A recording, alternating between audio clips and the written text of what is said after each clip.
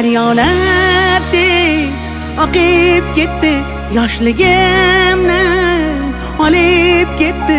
Telbalar bo'lib sevganlar meni Marg'ilonda qolib ketdi.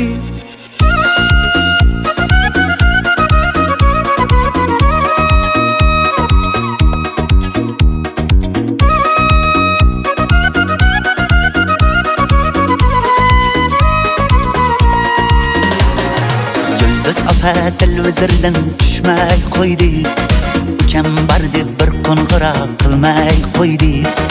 Avvalgidek sochingizni bo'yamay qo'ydingiz.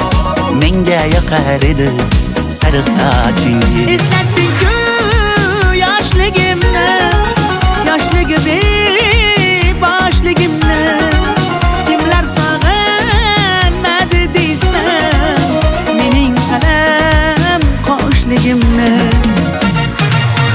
Daryo, daryo, oqar daryo.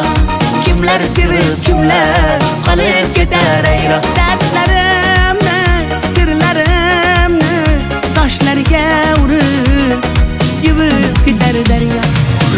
Daryo, toshqin daryo. Kimlar sevib, kimlar qolib ketar ayro. Yoshligimni, sirlarimni, ko'z yoshimni yuvib ketar daryo.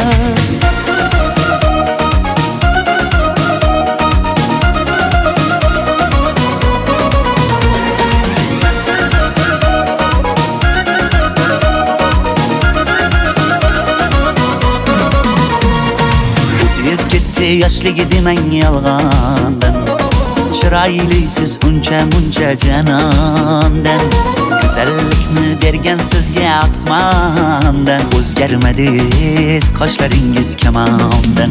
Tushlarimda ko'chalar, onam yopgan kulchalar, qolib ketgan qishlog'imni sog'inyapman bunchalar.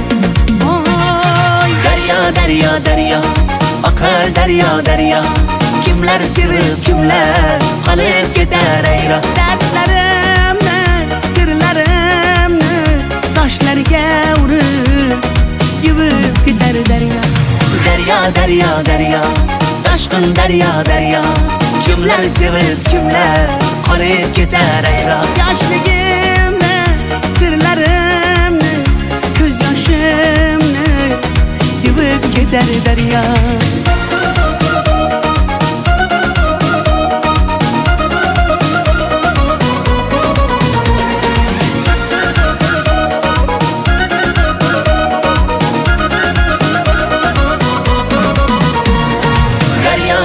Daryo, oqar daryo. Kimlar sevib, kimlar qolib ketar ayro. Dardlarimni, sirlarimni toshlarga urib yuvib ketar daryo. Daryo, toshqin daryo. Kimlar sevib, kimlar qolib ketar ayro. Yoshligimni, sirlarimni, ko'z yoshimni yuvib ketar daryo.